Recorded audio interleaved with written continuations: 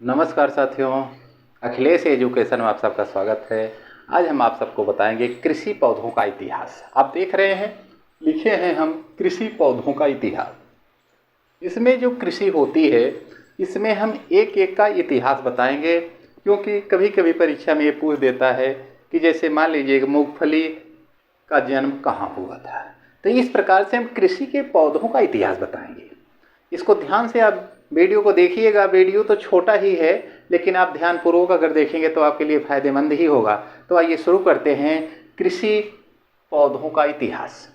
एक कृषि पौधों का इतिहास है। सबसे पहले हम आपको बताने चल रहे हैं चावल। ये आप देख रहे हैं चावल, पहले नंबर पर चावल है। इस चावल का इतिहास क्या है?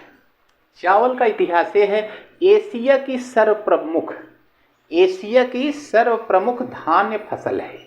ये एशिया की सर्व प्रमुख धान्य फसल है, जो 90% एशिया में इसकी पैदावार होती है। ठीक, अब आइए हम आपको दूसरे बात पे ले चलते हैं। दूसरा महत्वपूर्ण पॉइंट है जिसे हम कहते हैं कपास। कपास, एक कपास का जन्म कहाँ पे हुआ था? कपास का जन्म कहाँ पे हुआ था? अब आइए इसके बारे में हम बताते हैं। कपास का जन्म मेहरगढ़, ध्यान दीजिएगा, मेहरगढ़ जो है, कोई दूसरा मेहर मत समझ लीजिएगा, मेहरगढ़। तो कपास का जन्म मेहरगढ़ पाकिस्तान में, लेकिन पाकिस्तान में तो हुआ था, लेकिन इसका साक्ष्य जो मिलता है, इसका कपास का साक्ष्य मिलता है कि मैक्सिको के तिहुआकन घाटी में इसका जन्म हुआ था। लेकिन कहने के लिए लोग कहते हैं कि पाकिस्तान में इसका जन्म हुआ था, लेकिन इसका साक्ष्य, प्राचीन काल का साक्ष्य मिलता है कि ये मैक्सिको के तिहुआकन घाटी में इसका प्रमाण मिला है कि ये सबसे पहले वहीं पर जन्म लिया था। अब आइए हम ले चलते हैं आपको तीसरे महत्वपूर्ण बिंदु पे, जिसे मूंगफली कहते हैं। मूंगफली, ये मूंगफली लोग बहुत खाते हैं। रास्ते में जब टूर पे चलते हैं तो समय बिताने के लिए लोग खाते हैं। एक एक तोड़ करके खाते जाइए, समय भी पास हो जाता है और काफ़ी समय तक चलता भी है। तो मूंगफली का इतिहास क्या है? ये मूंगफली, इनकी जन्मभूमि ब्राज़ील है। और ब्राज़ील कहाँ पे है? ब्राज़ील आपके महाद्वीप का चौथा सबसे बड़ा महाद्वीप, जिसे दक्षिणी अमेरिका कहा जाता है। ये दक्षिणी अमेरिका का सबसे बड़ा देश है जो ब्राज़ील है। मूंगफली वहीं की है। भारत में कब आई? भारत में 16वीं शताब्दी, आप जानते हैं ईसवी, 16वीं शताब्दी ईसा पूर्व नहीं, 16वीं शताब्दी ईसवी में ये भारत में लाई गई है। तो आइए अब हम बात करेंगे गन्ना पे। गन्ना, एक चीज़ और, आप इसमें से ये देखते रहिएगा कि इसमें से जितने 10 फसल हम लिखे हैं, इस 10 पौधों में से कौन भारत का है? कौन भारत का इसमें एक फसल है, उसको आप देखते रहिए और कमेंट बॉक्स में लिखिए। तो आइए हम बताने चल रहे हैं आपको। सबसे पहले बताएंगे आलू। आलू देख रहे हैं, इसको हमने गन्ने को छोड़ दिया आपके लिए। अब हम आपको बताने चल रहे हैं आलू। ये आलू लोग बड़े चाव से खाते हैं, भूज कर खाते हैं, बैठा के खाते हैं, सब्जी बना के खाते हैं, कई प्रकार से इसको खाया जाता है। कहा जाता है कि अगर आलू न हो तो कितनी भी सब्जी मिलाया जाए, सब्जी का स्वाद नहीं आता है। तो दोस्तों, ये भारतीय देश में आलू प्रमुख सब्जी है खाने के लिए। तो आलू 16वीं शताब्दी में पुर्तगाल से भारत लाया गया था। 16वीं शताब्दी में आलू पुर्तगाल से भारत लाया गया था। आलू का जन्म स्थल पुर्तगाल से तो लाया गया था, लेकिन पुर्तगाल आलू का जन्मस्थल नहीं है। आलू का जन्मस्थल मुख्य रूप से टीटीकाका झील आप सुने होंगे। टीटीकाका झील पेरू और बोल्विया देश, इसका जन्म स्थल है। किसका? आलू का। ध्यान दीजिएगा, आलू का जन्म स्थल कहाँ पे है? पेरू और बोल्विया। आइए हम आगे चलते हैं। आलू के बाद मक्का पे। मक्का पे चलते हैं। ये मक्का का जन्म कहाँ पे हुआ था दोस्तों? तो सबसे पहले आप ध्यान में दीजिएगा कि भारत में मक्का 17वीं शताब्दी में अमेरिका से लाया गया था। अमेरिका से लाया गया था। ध्यान दीजिएगा कब लाया गया था? भारत में मक्का 17वीं शताब्दी ईस्वी में अमेरिका से लाया गया था। अमेरिका के किस देश से लाया गया था? अमेरिका के मैक्सिको देश से लाया गया था। ध्यान दीजिएगा मैक्सिको देश से लाया गया था। इसके बाद अब हम चलते हैं अमरूद लोग ये ठंडी में भी, बरसात में भी, गर्मी में भी इसका फल मिलता रहता है। खाने में स्वादिष्ट होता है और इससे विटामिन भी बहुत अच्छा मिलता है।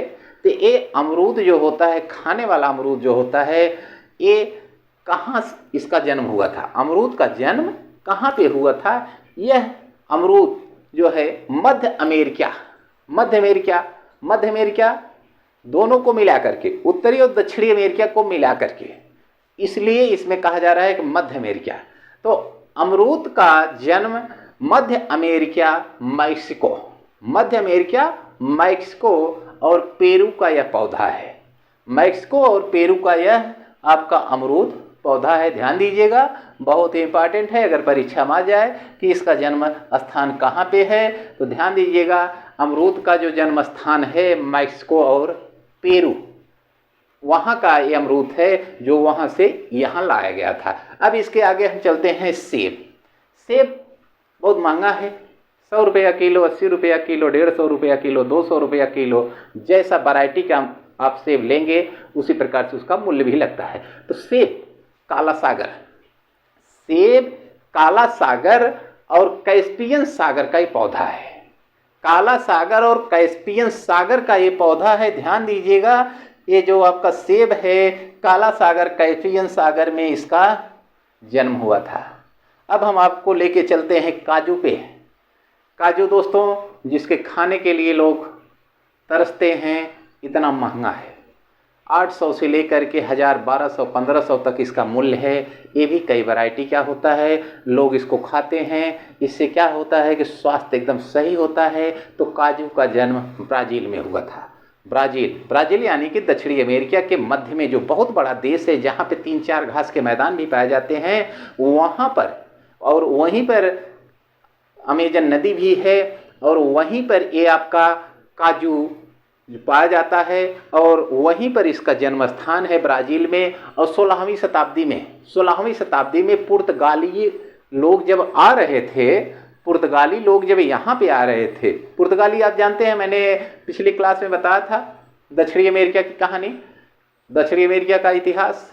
उसमें पुर्तगाली भी गए थे, इसलिए गए थे कि वहाँ बसने के लिए गए थे। पहले दक्षिणी अमेरिका में ज़्यादा लोग रहते नहीं थे, तो इसलिए बसने के लिए लोग उत्तरी अमेरिका से, यूक्रेन से, फिर क्या कहते हैं पुर्तगाल से, ये लोग बसने के लिए गए थे। किस लिए? सोना और हीरा वहाँ पे ज़्यादा पाया जाता है, इसलिए लोग वहाँ पे बसने के लिए गए थे। जब बसने के लिए गए थे और वहीं से पुर्तगाल इस काजू को, पुर्तगाली जो लोग थे एक काजू को वहाँ से लेते आए और ले करके आए, भारत में भी पहुँच गया। अब हम आपको ये बताएंगे चाय। 10वां नंबर चाय है। चाय शायद आपको दिखाई नहीं दे रहा होगा। चाय 10वें नंबर पर लिखा गया है चाय लोग बहुत चाह से पीते हैं। जैसे कहते हैं ना, चाय पीने से चाहत बढ़ती है, तो चाय लोग पीते हैं। चाहत बढ़ाने के लिए 2-4 लोग मिल जाते हैं तो आपस में मिल के चाय पीते हैं, तो सब लोग आपस में घनिष्ठ हो जाते हैं, तो चाय पीने से चाहत बढ़ती है। तो ये चाय कहाँ का पौधा है? चाय कहाँ का पौधा है दोस्तों? ध्यान दीजिएगा, चाय का जन्म चीन में हुआ था। चाय का जन्म चीन में हुआ था 1834 ईस्वी में। 1834 ईस्वी में लॉर्ड विलियम